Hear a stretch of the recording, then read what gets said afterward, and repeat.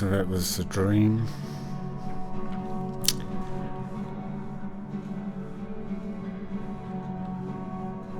Big giant scorpions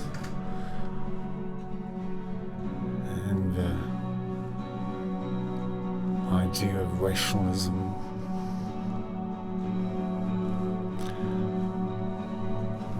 Sometimes in dreams you get given a clue and you have to go and study. You probably might not know what it means, and so in this video it's sort of a commentary on what I've found out about rationalism. And I interpreted that dream as meaning that rationalism is a bad thing. Having big scorpions attacking you is a bit of a sign.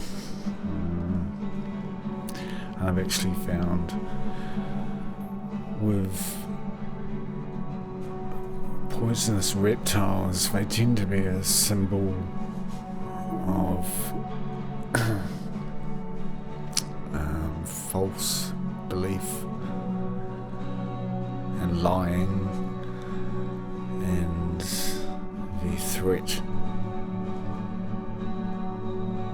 of what comes out of them as being poisonous and potentially hurting people who hang around with them, hang in those circles. And in the Bible, poisonous reptiles like the serpent in the Garden of Eden, it was from its mouth that it caused humans to disobey and turn away from God with half-truths, lies, and so symbolic of it. From its mouth it can hurt us.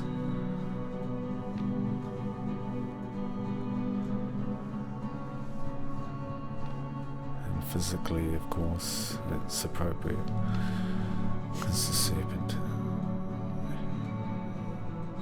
hurts with its poison. And the scorpion tail is a bit the same. It can it's threatening at the front, but the end result is also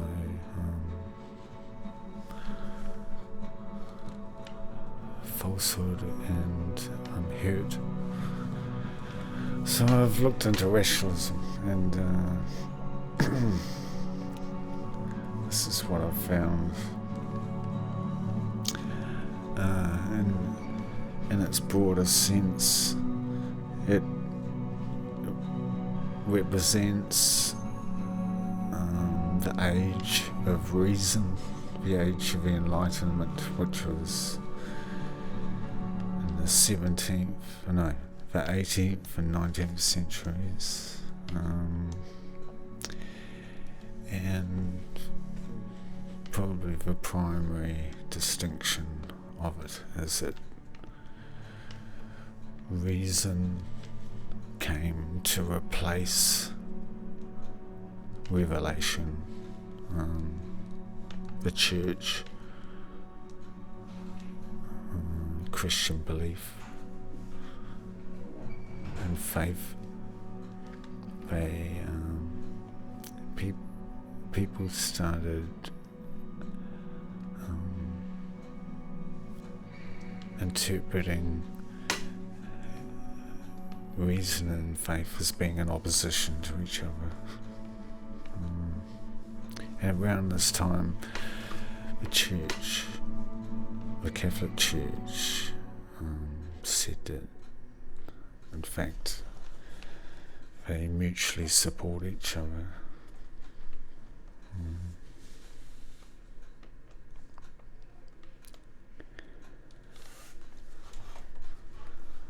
So reason is actually what makes us human. It distinguishes us from the animals who, it said, act on instinct, quite surprising instinct. They still have imagination and stuff like that, apparently. But humans reason things out, and therefore they have a moral responsibility for their actions. They can predetermine their actions and decide to do a good action or a bad action. It's not just natural instinct.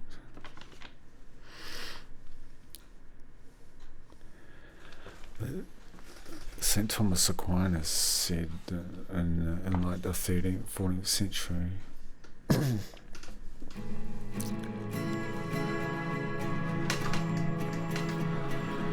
that revelation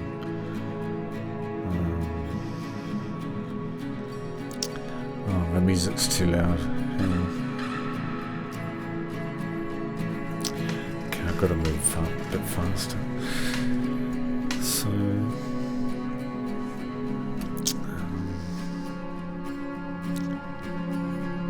St. Thomas Aquinas said we need revelation because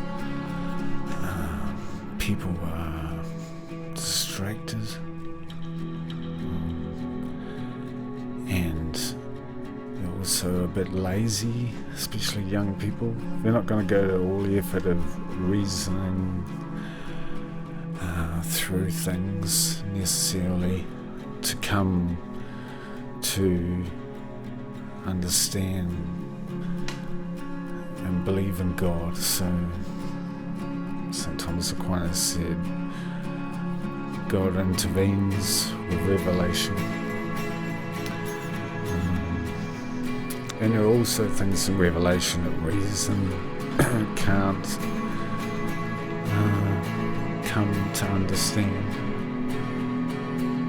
And because God created us for himself, he intervenes in order to give us the knowledge we need.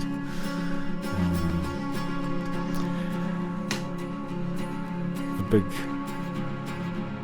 issues like what is the meaning of life, why do we die, why is there evil and suffering in the world, what happens after death, as well as understanding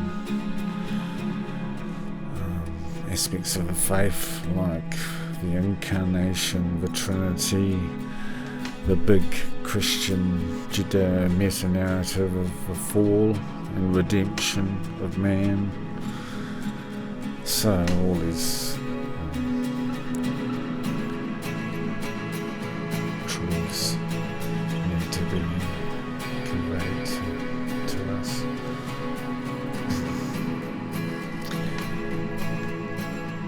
But getting back to Enlightenment,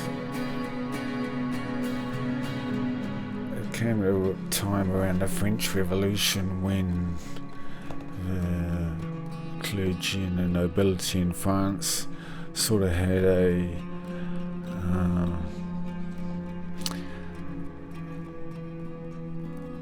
advantages that the common people didn't have, and the resentment built up because of this, and so he developed an anti-clerical, anti-church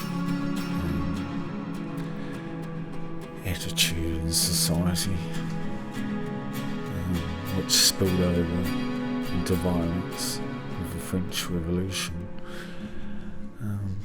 And prominent thinkers, the philosophes in France, were all anti-clerical, and because of the prominence of the printing press in these books, they became very influential. This is part of the Enlightenment. And then in Europe you had other thinkers who were influential and were also anti the church.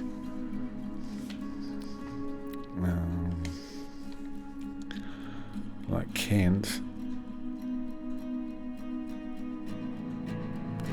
who defined the Enlightenment as to think for yourself, not to just let priests tell you what to think.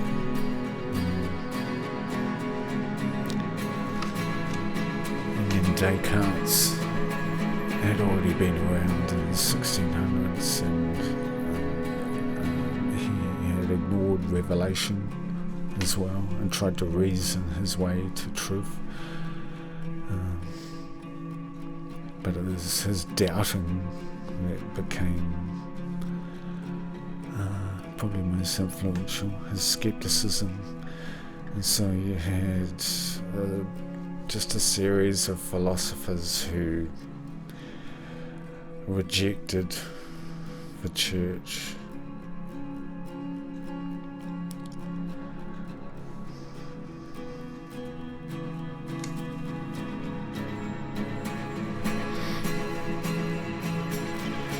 And after Francis Bacon in the 1600s, they developed an emphasis on science, and with great progress in science, it started to be seen as the saviour of society, and the thing that people put their hope in. Faith in God was replaced with faith in progress and science. And Francis Bacon even predicted some great inventions of the future, like the submarine, and I think it was the aeroplane.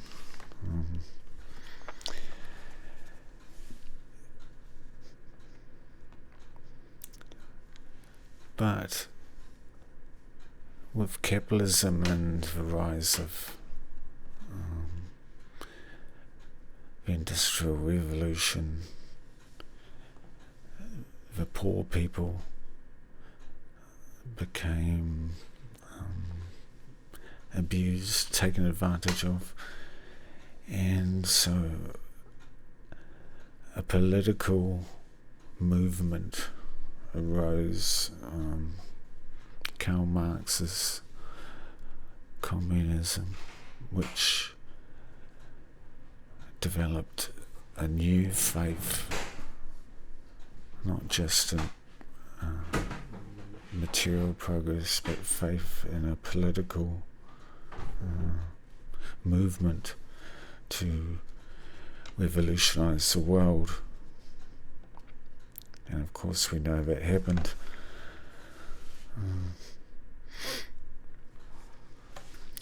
And what we saw in the 20th century was the fruits of these beliefs, these faiths in material things of the world, science or politics. And the popes came out making us realize that technical progress can actually become a threat, which was seen in the 20th century. And Pope Benedict says, if technical progress is not matched by a corresponding progress in man's ethical formation and his inner growth, then it is not progress at all, but a threat for man and for the world. Pope John Paul said, if this technology is not ordered to something greater than a merely utilitarian end, then it could soon prove inhuman and even become potential destroyer of the human race. Pope Benedict says, reason needs faith to differentiate between good and evil.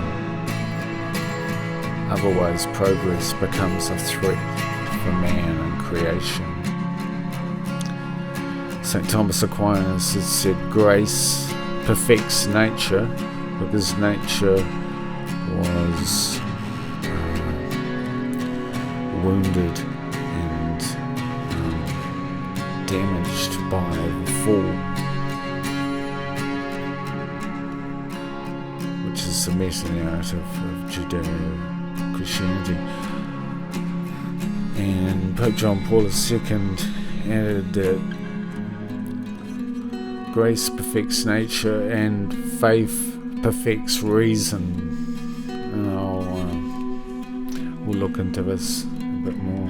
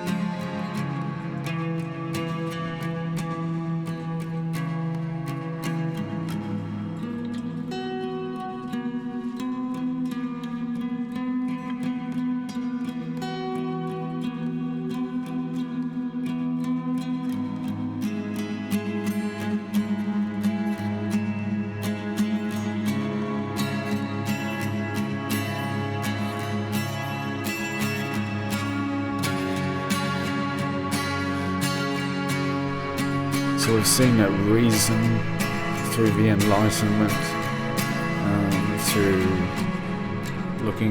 focusing on science or politics, they caused a lot of trouble. and they're still causing trouble if you look at the virus, which is affecting the whole world now. It's probably come from a lab and from scientists playing with viruses and making super viruses gain of function. So we need faith to guide us in what we do, because we're fallible human beings and we can get infatuated with doing things that actually hurt us inadvertently.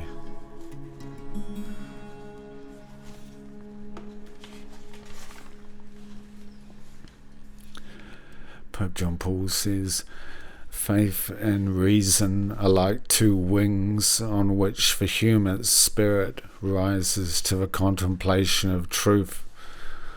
And God has placed in the human heart a desire to know the truth, and a word to know himself, so that by knowing and loving God, men and women may also come to the fullness of truth about themselves.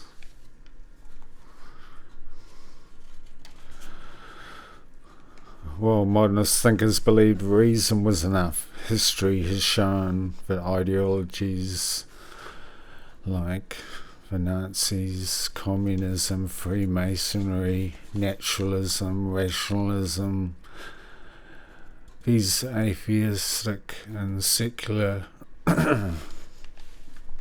ideologies have produced monstrous evils.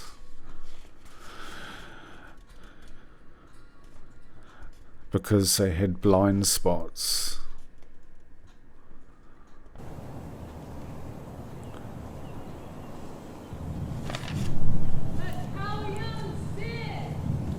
Rationalism has floundered.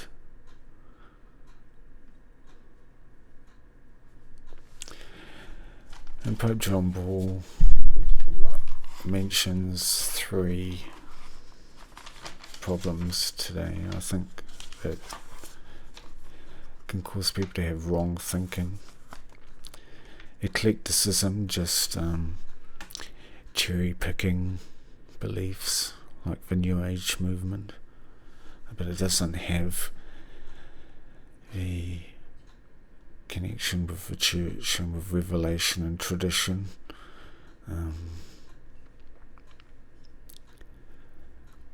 Historicism that considers periods of the past not to be necessarily relevant to the current age, and scientism, which is arrogantly rejects all knowledge which isn't scientific.